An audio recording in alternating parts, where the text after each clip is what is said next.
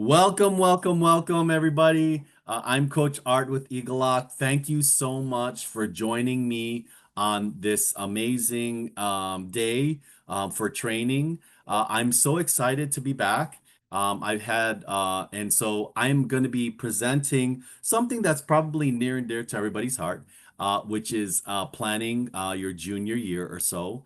One thing that I would love to find out from everybody is if you can type into the chat, how many of you are parents, or if you're a student and what year you are graduating, or what year your student's going to graduate. So if you could type that in the chat, that would be amazing.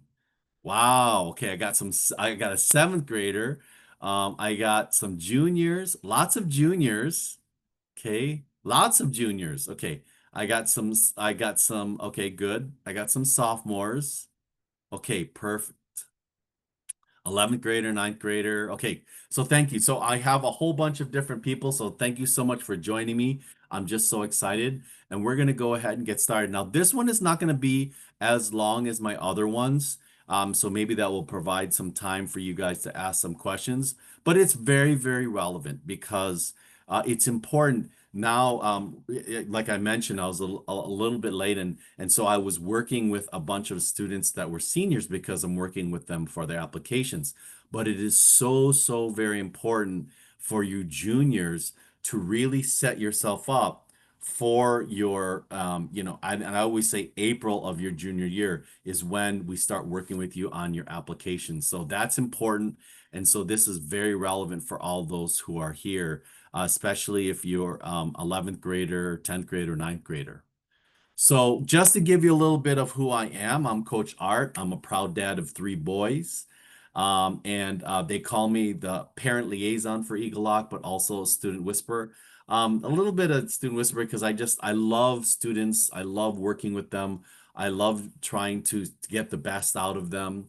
And I am also the head of coaching for egelloC. Okay, I've been in the technology industry for over 30 years, but then I found my passion with college admissions when I started working with my oldest son, who a couple of years ago just graduated from UC Berkeley with a mechanical engineering degree. I have a middle son who is pursuing his nursing degree at University of Illinois, and I have my youngest son who's pursuing his physical therapy degree and playing college soccer at Biola University. So for all you your parents out there, I know the trials and tribulations of how it is to go through the college admissions journey, and that's basically how I started. And so I've been over 20 years as a life coach, as a sports coach. Gosh, it's going on actually, I believe now my 10th year for college admissions, and have placed a number of students top 20, top 50, top 100 across the nation. So welcome, welcome, welcome. Thank you for joining me today. So, what we're going to be talking about today is a couple things. Testing timelines. We're going to talk about leadership and extracurricular activities. We're going to talk about academic planning, things that you might have overlooked as a junior. Talk briefly just about some case studies, some key takeaways, and then I'll leave it at the end for question and answer. As I mentioned, this one is a little bit shorter, so I'll be able to answer all your questions. Okay. So let's talk about testing timelines. Now, you might say, well, Coach R, why are you starting with testing?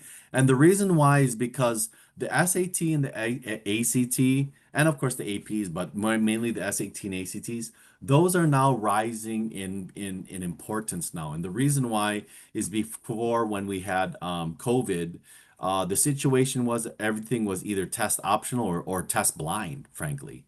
So that really gave an opportunity for students to provide and enter their or provide their applications without having the constraints of, let's say, an SAT or ACT score. But now that things are going back to kind of regular mode, I guess, if you want to call it, SAT and ACT have kind of risen in importance, especially for those who are test required, for those that are Ivy Leagues and Ivy Pluses, the Stanfords, the Caltechs, the MITs of the world. And then for the test optional ones as well, now you're looking at, where they have SAT ranges, right? So it's important that for your junior year, you're really considering when are you going to do your SAT. Now, the one thing I will talk about with the SAT is that if you are before your junior year, it's okay to take your SAT or ACT prior to that. But remember for the SAT that you have to have at least a algebra 2 knowledge for the math piece, okay? And the secondary thing is that normally junior year is a good time because you've taken enough classes in high school from an English perspective and history and all that, so that you have knowledge, general knowledge and maturity, okay? So if we're taking a look at SATs, one thing that you would do, and I highly always suggest, is first of all, take a diagnostic test, either the SAT, well, actually, I always ask is to take both. Take a diagnostic test. When I say diagnostic test, you either go to a diagnostic center, like one of those places where they give ACT, SAT prep courses, and say, hey, can I go ahead and do a diagnostic test? And they'll test you to see what your base level score is. Or go online, get one of the previous tests of SAT or ACT, or go to Blue Book and then take the test and see what your score is, because that's really going to determine what level you're at. So determine which one is best. And also, if you take the SAT and ACT, it's you want to pick the one that you're most comfortable with. Okay, so you choose those. You get a practice test and you determine your score level. Now, typically with SAT and ACTs, for example, with SATs, students can raise their scores about 100 points from where they started with their base level. So that's the reason why what happens here is that I always say you should always consider your SAT or ACT, your first one, as the best one. What I see too many parents or so many students do is they say, oh, I'm going to take the SAT and I'm just going to see how I do. Well, the problem with that is, again, is that, you don't want to take multiple tests. And the reason why, first of all, it just takes a lot of time. Secondarily, you really want to show and see at what level it is and invest in that and study for it. Okay. So what I would recommend is you take the diagnostic test, you see what your level is. Students can typically raise your score by 100 points if you are studying for about a month or so, okay? And that's about that level. Now, I've seen 100 to 200 points, 150, but typically it's about 100 points. So, for example, if you are at, 1350, well, then studying could get you to 1450, and the 1400s is a good score, okay, for a lot of the test optional schools.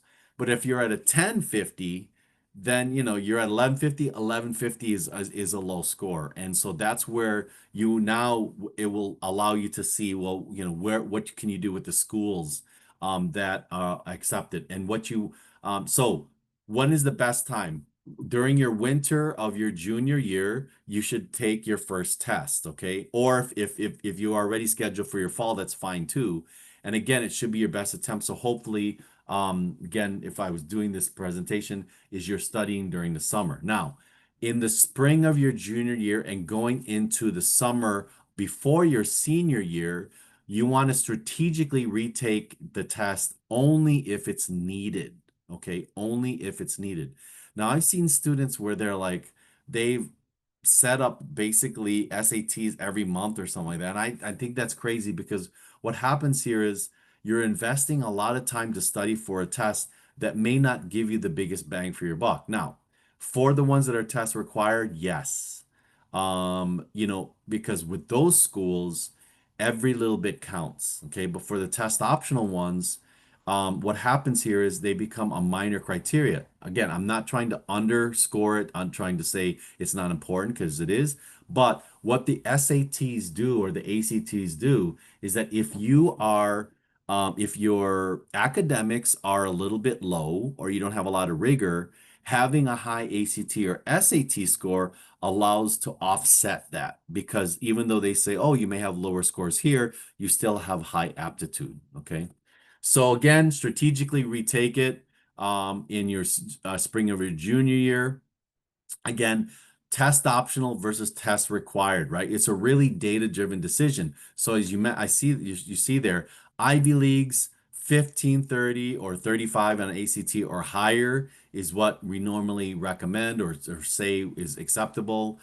And for those that are test optional, what you want to do is you want to look and find out on the web, look at what their SAT or ACT ranges are. Okay.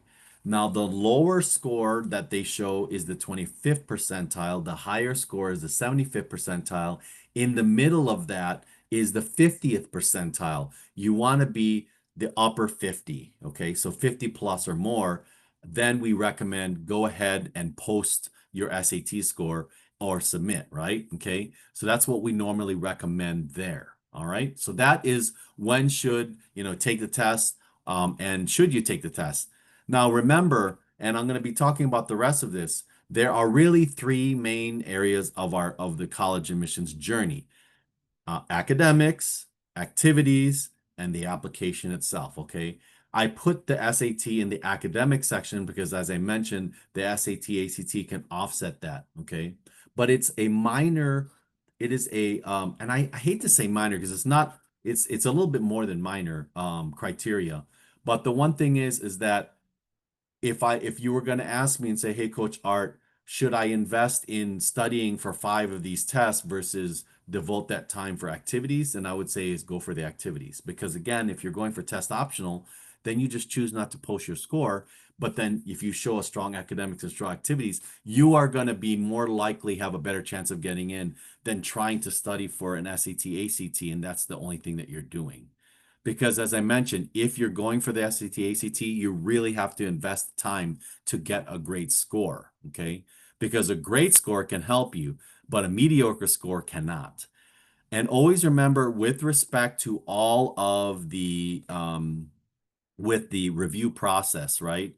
It's never the case that schools are going to give you negative points or negative consideration. You never go down. But what it is, it's boosts, it's power boosts, right? So for example, you're at neutral, you're at zero. A great SAT score will give you a boost of points, right? If they have a point system. So always remember, everything that you do can boost points, but it's never going to subtract or remove points from the review process. Okay. One thing that I always say is that if you find any information that's useful that I've told you, would love to see some hearts whenever, because it's always good for me to see if the information I've given you makes sense or has, provided you with some insight that you never knew before. So again, that's only if you find it. So thank you for that. Okay, so now let's talk about academic planning for your juniors. I'm going to say here. So first of all, I can't tell you, and you probably hear this so many times, but junior year is the most important. I would say the most important, really, your junior year and your first semester of your senior year. Because one, it's the last set of grades that colleges are going to see. And so the expectations of that is that you're getting the best grades, you're getting the high, and you're taking the highest rigor. Because they're assuming already that you've already gone through 2 years where you've prepped yourself, where you've become seasoned, where you know the process of going through being in high school, and the process of taking tests and going through high school classes, and hopefully maybe you took one AP or two APs already. And so now what they're expecting is that you should be powering through and doing, the best work your junior year, particularly because it is the closest set of grades that they're going to see. So it's going to be your junior year and any classes that you take summer after your junior year. Okay. So what are they looking for? When we talk about rigor, okay, they're looking for AP classes or International Baccalaureate or community classes. So you want to make sure is that when you're deciding on something for junior year, don't decide not to take a class because it's hard. So I've seen this for many students, some students where they say, "Oh, well, Coach Art AP, we just heard it's hard, so I'm not going to take it." Well, guess what? That's why they want you to take it, is because they want to see, can you prove that you can perform at the college level? And I know that sounds like, okay, yeah, that sounds pretty cliche, but it really truly is. One, I just was literally reviewing the UC requirements, and one of the top things is academic performance, high academic performance and they didn't call it rigor, they call it advanced coursework or advanced college coursework, which is rigor. Okay.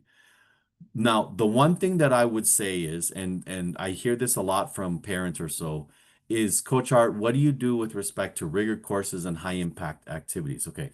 Well, first of all, I want to tell you is when we talk about rigor courses, remember, in the eyes of the reader, regular coursework is neutral value. Okay. Honors coursework is more value, and rigored coursework like APs, IBs, dual enrollment classes, community college classes is maximum value. So if they go through a point system, well, then you're getting maximum points. Okay. But when you look at this, there, I always say also balancing rigor courses and high impact activities because remember how I mentioned in the three, okay, these are the most important academics, activities, and application. Academics is actually the least important. Activities is more important and the application is the most important. So when you're trying to think of what is priority, first of all, think of it as a house. Your academics is your foundation, and your foundation has to be that you have solid grades, and those grades are usually A's and B's are good grades, okay? More A's are better than B's, of course, now, okay? But so rigor courses, but if the case is that you are taking, let's say, 5 rigor courses, um, which is a lot, okay? If you take 5 rigor courses and but you don't have a lot of activities, then that's where I would say is remove one of those, courses and get a high impact activity. Now, it all depends upon again the type of major you're doing, as well as how well you're doing in your courses, because you still have to get the grades. Okay, you still have to get the grades. And a lot of people say this, and I don't mean this jokingly, and Coach Tony says this a lot too. They say, well, is it better to get, a B in AP in an AP course or an A in a regular high school course? Well, what we always say is get an A in an AP course. Now, we're not trying to say that to be facetious or trying to joke around or anything else. But remember how I mentioned the value of getting an AP course or doing a regular course is maximized, okay? So even if you get a B in an AP course, you get some value out of that, okay? Versus getting an A in a regular high school course, well, guess what? You don't get any value, okay? Because they're assuming that you should be doing well at a regular high school level. What they're trying to assess is that when you get into college, and let's say you're taking 4 AP classes, and this is why I always call this is talking about this. When you're in your junior year, and normally we say you're going to be taking AP Language and Composition, APUSH, which is AP US History, some type of science, let's say AP Chem, AP Bio, and then you're taking some type of math, let's say AP Calculus AB, okay? That's math, English, science, and social studies, right? Well, that's exactly what you're going to do in your first year of your freshman year. You're going to take a college math, a college science, a college social science, and a college English. Well, if you can show them in your junior year that you've taken those college level courses and you did well on them, then automatically they know, boom, there it is. Okay. You can perform at that level. Okay. So what are they looking for? And I've wanted to always talk about this so that everybody understands, thinking about it from a junior year. So first of all, when you're doing your applications, but in this, from your transcripts, I would always make sure as that every year you should always be reviewing your transcripts just to make sure they're correct and make sure that they have all of well, actually correct information, right? So that's very, very key. When readers go ahead and read your application, what they're going to do is they're literally going to probably only take about 30 seconds to review your academic section because they get a report and the report's going to just tell them course name, grades, and the number, and if those courses were rigored courses. And they're literally going to do this. They're going to scan it down, say, yep, yep, yep, took these course names. They're going to look at the grades, A, B, B, B, A, B, and then they're going to count up the rigor. 1, 2, 3, 4, 5, 6. Okay, great. And if it looks good to them, done. So it's literally almost a 30-second review. That's how fast. So that's the reason why a lot of people say, well, Coach, what about GPA? GPA is a small little box at the bottom that, again, they don't really necessarily care about because they care more about your grades, okay, and the number of rigor courses that you're taking, okay? So remember, especially in your junior, they're comparing you to the most competitive student in your high school. So if that student has taken 15 rigor courses by the time they graduate, then that's the mark. But a lot of times you don't know who that student is. You don't know what classes they take. So in that sense, what you're going to do is, again, you want to maximize the number of courses, especially during your junior year, okay? Especially during your junior year, you want to make sure is that you're taking as many or rigor courses as you can. Again, typically I see about 3 or 4, okay? And that can be a combination of APs or community college courses or so. And you are doing your coursework in the summertime after that, taking, let's say, 2 community college classes. Okay. All right. So that's from an academic standpoint is what I would say. Now, there are also cases in which you can start doing a little bit of major related types of courses. So, for example, if someone is going into, let's say, they want to do biology, pre-med, something like that, you could take, let's say, anatomy and physiology at the course level, um, at the college level, community college level. But just remember, make sure that it falls in line with their A through G requirements for the UCs, and then just requirements in general for the colleges. Okay, so that is academics. Now, let's take a look at what is it that could be impactful for your activities as a junior. Okay. I've always talked about this. I'm going to say it again. Okay. Spiky versus rounded. Spiky versus rounded. And this is really, really important. Your freshman and sophomore year, what schools are going to expect is that you are going to be exploring. You're going to be discovering, okay, what you want to do. Now, the sooner that you can lock into certain dedicated activities, great. But they're going to expect that you have your freshman, sophomore year, that you're going to, have some variability, some discovery. But for your junior year, it's really important that you are a spiky student. And I'm going to say this really quickly. A rounded student is one that is a member of, let's say, of an organization or a member or does an activity where there's not a lot of commitment, okay? There's not a lot of commitment hours, okay? And we could define commitment as hours dedicated to the activity, okay? They don't have a lot of leadership or no leadership at all. And their activities are not unique to them because they're not really passionate about those activities. They're just doing them to do it. A spiky student is one that has high commitment hours, that has high leadership involvement, okay? And that has uniqueness in their particular um activity because they're passionate about it and they put a lot towards it, okay? So when you are a junior, at least getting into junior year, you want to have about 4 to 6 spikes, okay? And those spikes, one of those spikes should be major related. The second spike should be something related to community service, and then the 2 to 4 other spikes can be whatever spikes you want, okay? And so that's very, very important. And the reason why I say major in community service is because I've spoken to so many admissions counselors, readers, and one big thing that comes out of their mouth all the time is, Coach Art, community service is huge because they really want to know that you're not just doing things for yourself, but you're doing things for others. And that could translate as when you are alumni of the school, that you might do things for the school or give back to the school. And then, of course, major related so that they know you're serious about what you want to do when you get into the school. Okay. Now, I call it CLI. Okay. So, commitment, leadership, and impact. So, commitment again is the number of hours that you devote to your activity. Leadership is what kind of leadership opportunities you take on, whether that is titled or not titled. Okay. It's good to have, titles like captain, vice president, because then it's easy for the reader to be able to say, oh, yeah, I know what that is, captain of the soccer team. But if not, then in your activity section, you want to make sure that you are outlining what is all of the leadership things that you do.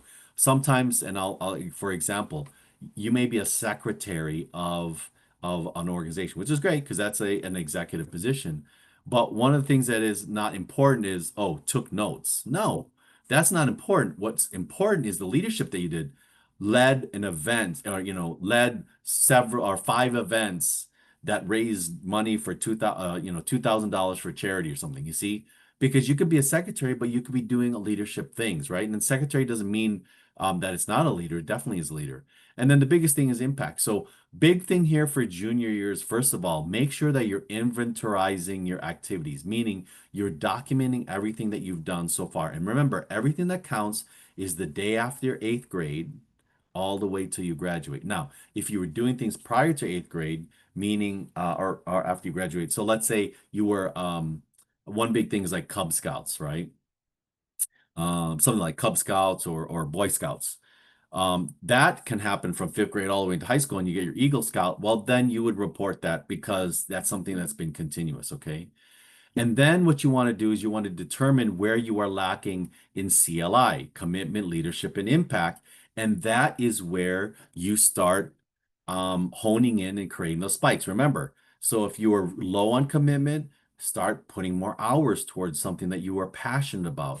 If you're low on leadership, this is the best time. Again, normally the best time is, right before you leave for your sophomore year, but definitely here in junior year. So it preps you for senior year is you want to show people that you are very, very interested, okay? Very, very interested in being a leader. So this is where you go to, let's say, the director or the manager or the counselor or the representative of, adult representative for that organization or so and say, how can I get involved in leadership? How can I be a leader in this? Do you have projects that I can lead? Do you have people I can lead?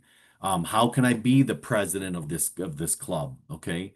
And you want to talk about to the members that and show them that you're out there, that you are doing things, that you are active, so that when it comes to the time when they are doing, let's say, elections or so, or doing things, then what happens here is that they'll see you as a leader and then they'll promote you as a leader. Okay. So it's really, really important at this point that you are showing, especially in junior, this commitment, this leadership, and making an impact so that it sets you up for your senior year and then you can report that on your application. So, what are some of the biggest impact activities? And I put them on here. This is what I've seen, what I've talked to, admissions counselors. So, couple of things. First of all, summer programs are great, and the reason why is because this is the point where it gives you knowledge, it gives you experience in the possible major that you're looking for. So if you haven't already been part of the summer programs, it's a good time to start. And what I mean by start of November, the applications start in November. Okay, the early ones in November are for the ones that are really prestigious. Okay, those are the ones you want to get. Like, for example, one example for California is Cosmos. Probably a lot of people have heard of Cosmos. Has anyone here heard of Cosmos? If you have, give me a thumbs up. Okay. So Cosmos is a summer program that is sponsored through the University of California. And what happens is it's a very prestigious program where you work with professors and professionals and run projects, okay, on all different types of disciplines, okay. And so another one could be, for example, if you want to go business, you go to the UPenn Wharton School. If you want to go science, maybe do some with Caltech or so. And sometimes these summer programs are so renowned is that they could actually help you get into that school because some of these summer programs, their applications are almost like college applications.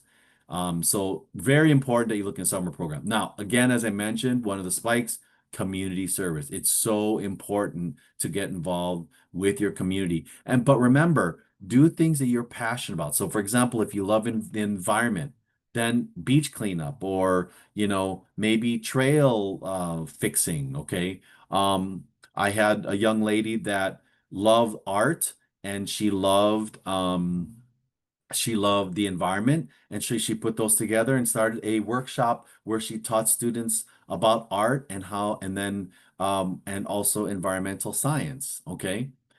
A big thing is personal projects. Now, a lot of times, and you can see this paired up with internships and research programs, and I'll talk about that soon. But a lot of times, internships and research programs are hard to find for high school students because they're reserved for college students. So, personal projects are a great way to be able to show, um, the kind of work that you can do and the dedication you have, because it's student run and student initiated. Okay. So the one thing here is that um, do things that you're passionate about, because what it shows, it's not about the necessary the result. It's about the journey that you take. It's about determining the who, what, where, when, and how of a project. Okay. It's the resources that you need.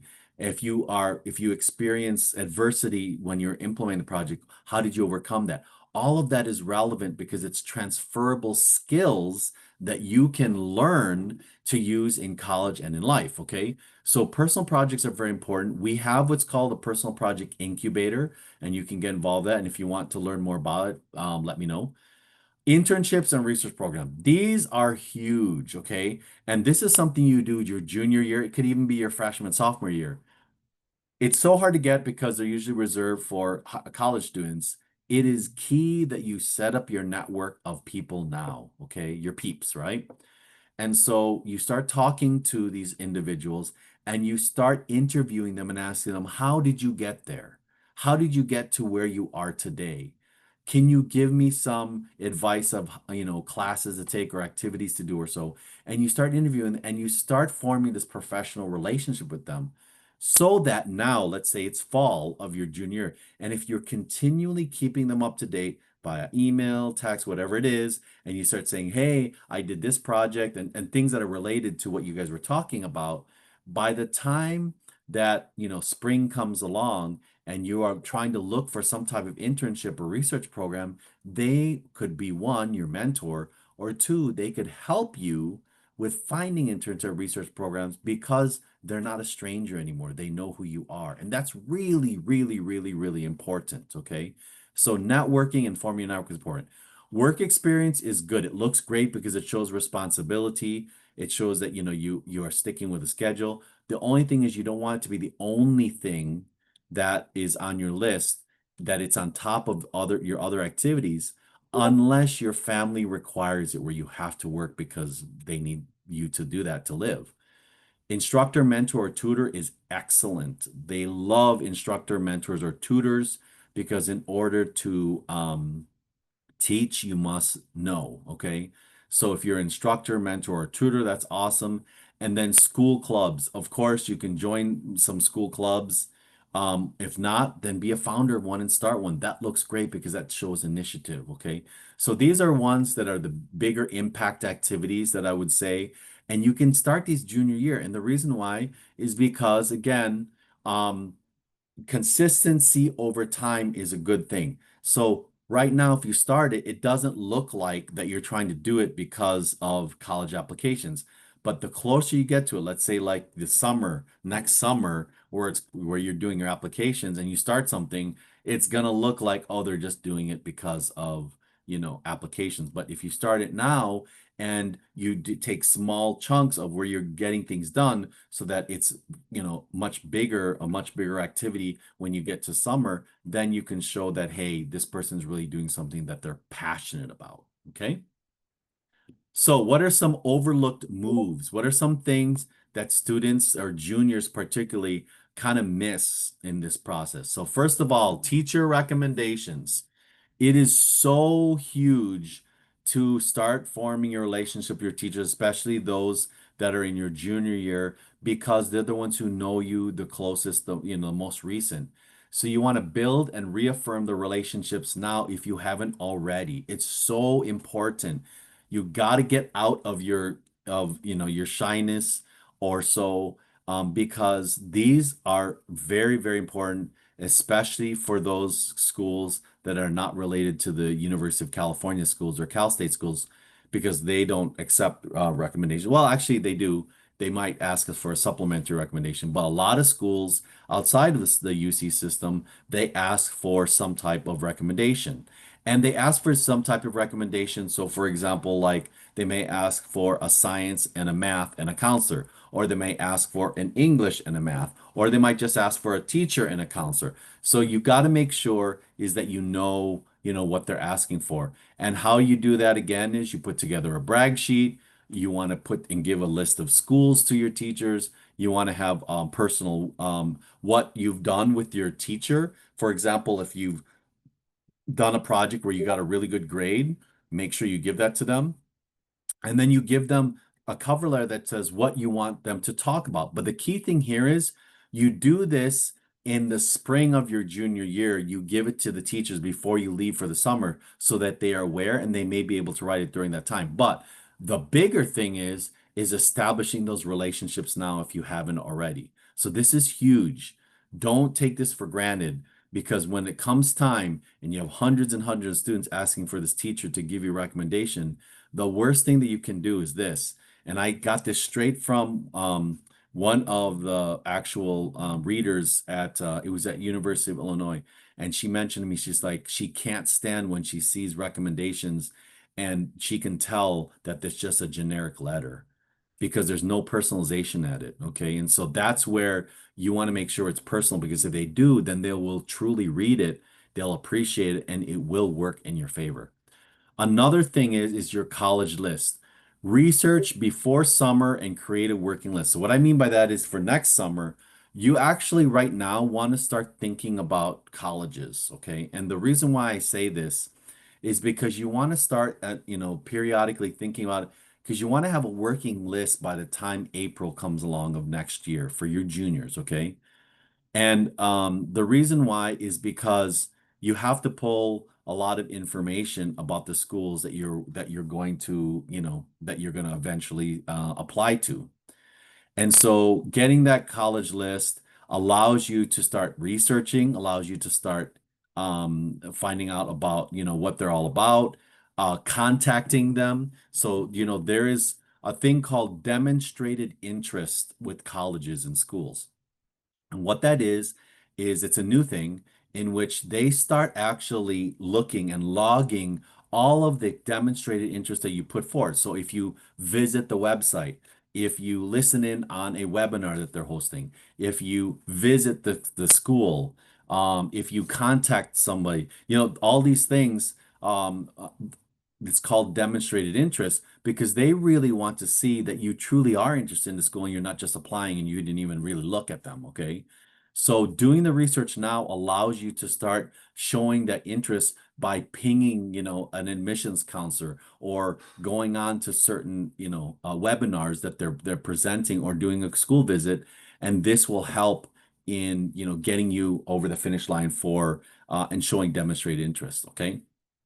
Now, the summer for before your senior year, of course, in the fall, apply for internships. That's what I mentioned.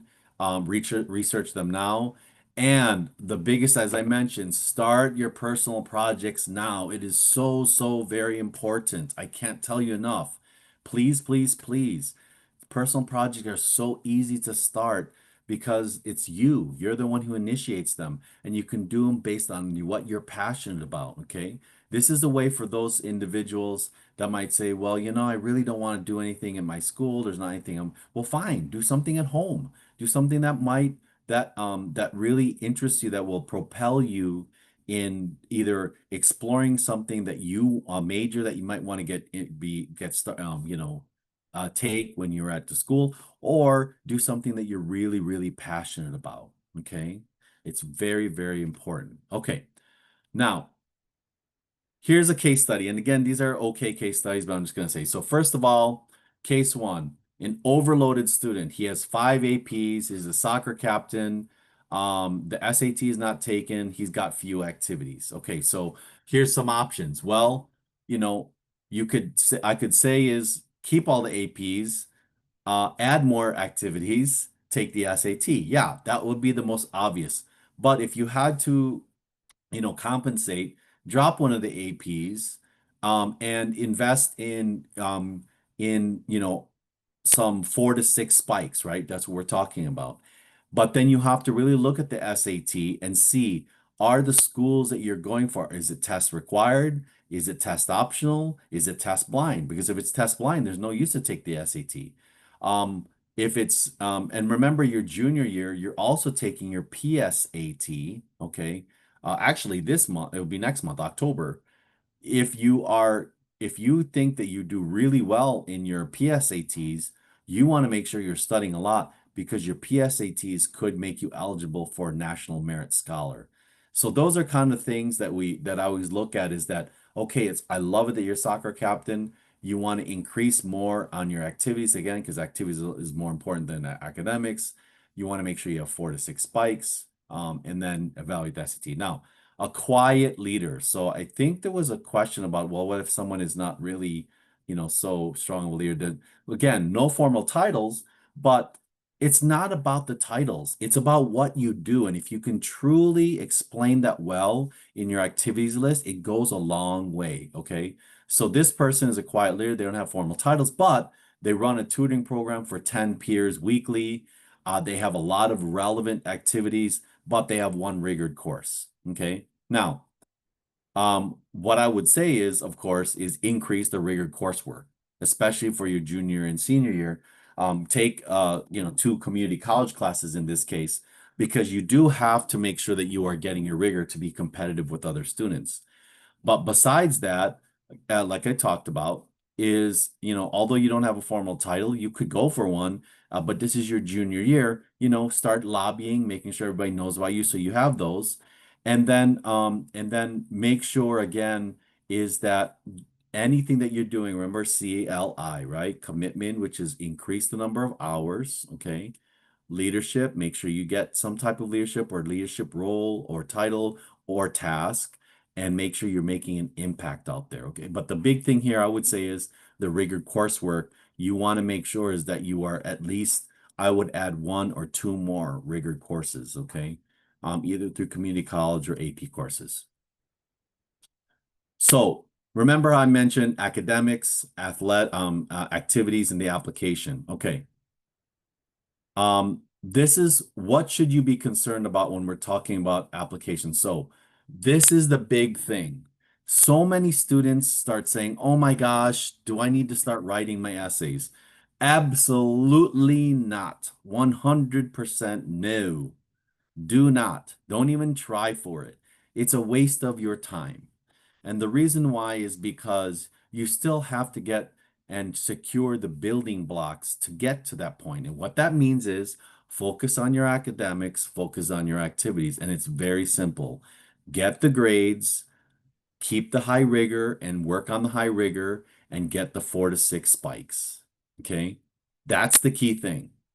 If you come into the period in which, and you see there in April, May, when you start working on the applications and you've done the job of good grades, high rigor, spiky activities, then you've done your job. Okay. And you make it easy for us as coaches because now we can go full force with working on your essays throughout the whole entire summer. So this is one thing why what you should be concerned about, academics and activities. Don't start working on your application and specifically your essays until April, May. Get that working college list so that you can start getting that list of essays, have the 4 to 6 spiky activities, finish that, and then finish strong academically. Okay, so that's what you do. Oh my gosh, it's already 5:10 till. Wow, I thought this was going to take. So key takeaways. Remember, early diagnostics make smart retakes for testing. Academics, balance your rigor with resilience, get the grades.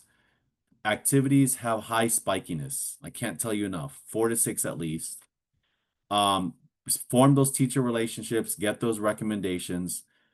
Consistency over time for activities, and strive again for commitment, leadership, and impact. Okay, that's really, really, really, really, really important. Okay.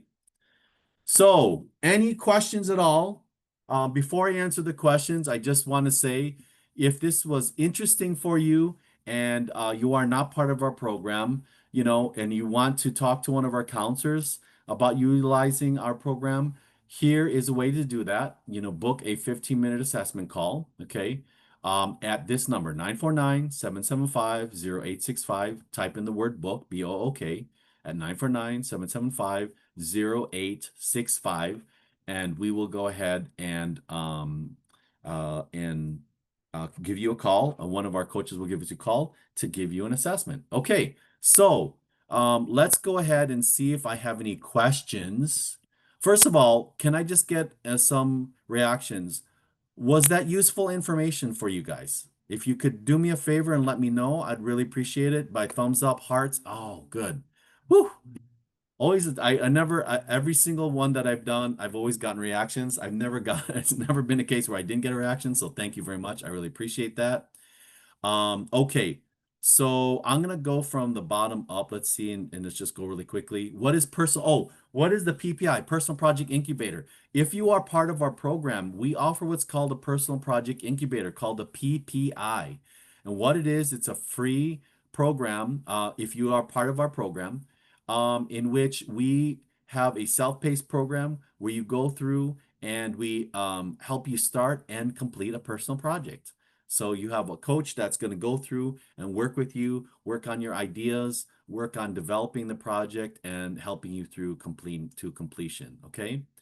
What are the requirements to be eligible for a PSAT National Scholar? Okay. Typically, because the PSAT is the highest score is 1520. Actually, it ranges because it depends on every year, but typically like a 1490 or higher is about the is about the score that you need. It's at first it's purely score based. If you get like a 1490 or higher, but again, it depends upon the grouping of students and how well they do. But typically 1490 is a pretty good level. If you get over 1490 or higher, then you become an eligible candidate for National Merit Scholarship, and then you've got to go through these hoops to eventually get there. Okay.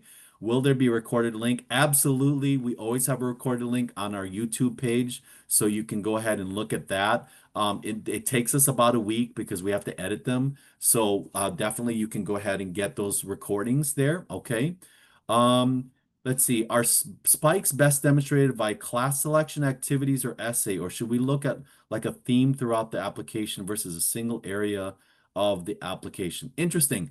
Spikes are your spikes should be driven by what you are passionate about. Okay? That's the biggest thing. Okay. And the reason why is because they want to, so remember, when you're going through the application, they're going to look and see how good of a student you are through your academics. They're going to see, and let's say the UC app, there's 20 slots. Let's say you fill up 20 slots. They're going to see how accomplished you are as a leader and all the things that you do. Now, what they're doing is they're looking in your essays to see the kind of person you are. So that's why the reason why, as I mentioned, in the spikes, you want to show CLI, commitment, leadership, and impact. And so that's best demonstrated by what you're passionate about, even if it's not related necessarily to your major. You only need one of those spikes. The rest of them can be something else, as long as they see that you are committed to something. Because remember, it's 20 to 25 plus hours per week if you want to go for a state school, total commitment hours, 25 to 30 for top 20, 30 to 35 for Ivy Leagues, okay? They know that you have about 40 hours of available time that you need to fill the bucket when you remove sleeping, eating, traveling, going to class, studying, okay? If you don't fill the bucket properly, if you don't explain that well in your activities list or in your essays, then guess what? They think you're watching Netflix, okay? And that's not a good thing, okay? So it's impactful. If we are in Blueprint, do we work with our coach in 11th grade to prepare the college list? Absolutely, 100%. We will be generating the college list in April for you if you are part of our program. If a student takes a year between graduation and college, in this case, go to college school, help, is it better to apply for college senior year or the following year? Well, if you're going to take a gap year, then you can't, I would say is as long, well, okay. As long as so the situation here is it depends because taking class, as soon as you take class and as soon as you step through the building and you start taking classes, then you are considered a transfer. You're not considered a first year. Okay. And then now you are under different types of regulations. Okay. So is it better for to apply your college senior year or following year? It would be, well, it's always good to do as a first year, but if you're truly going to go and do your first to get, again, to be a transfer, then be a transfer. But the cases with a gap year, you can't really be taking classes and not be considered a transfer, okay? Can your personal project be listed as an activity on your application? Absolutely. Your personal project is an activity in your application. If so, should you mention a mentor who helped you in the description?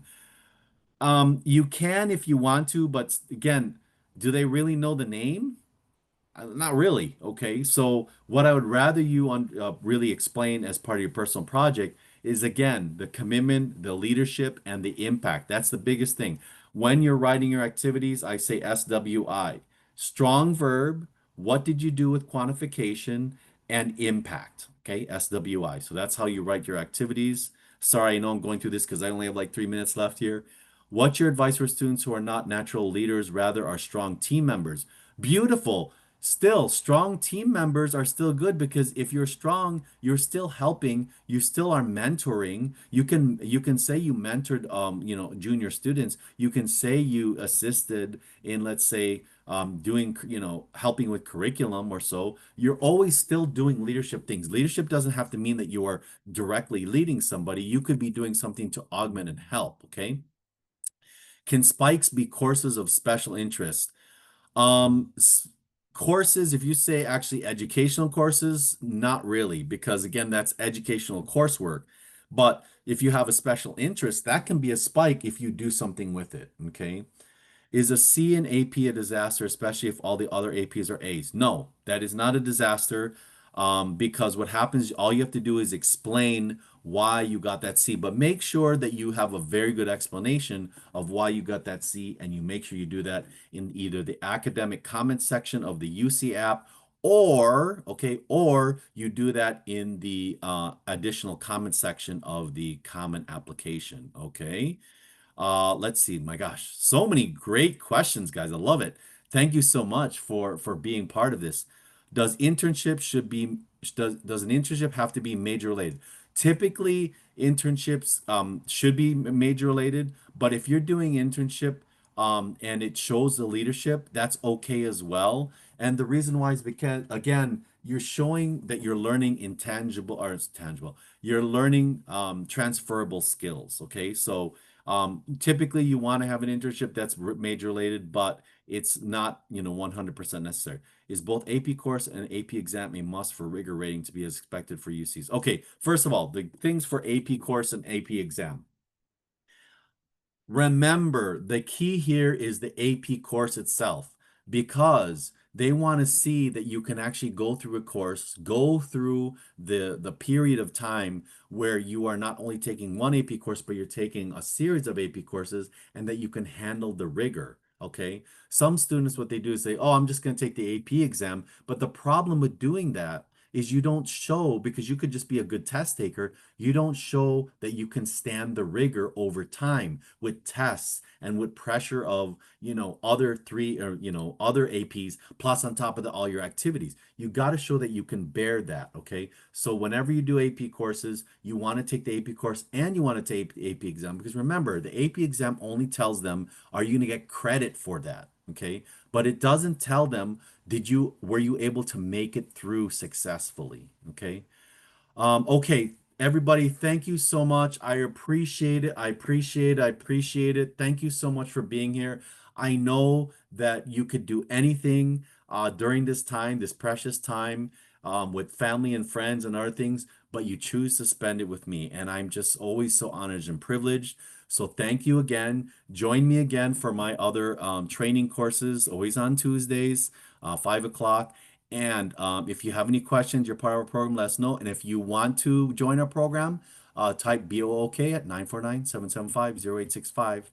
You guys are awesome. It's great. Have a wonderful rest of the day. And for you seniors out there, good luck. For you juniors out there, get going, okay, with your activities and academics. I'll talk to you later. I'm Coach Art. Thanks a lot. Bye-bye.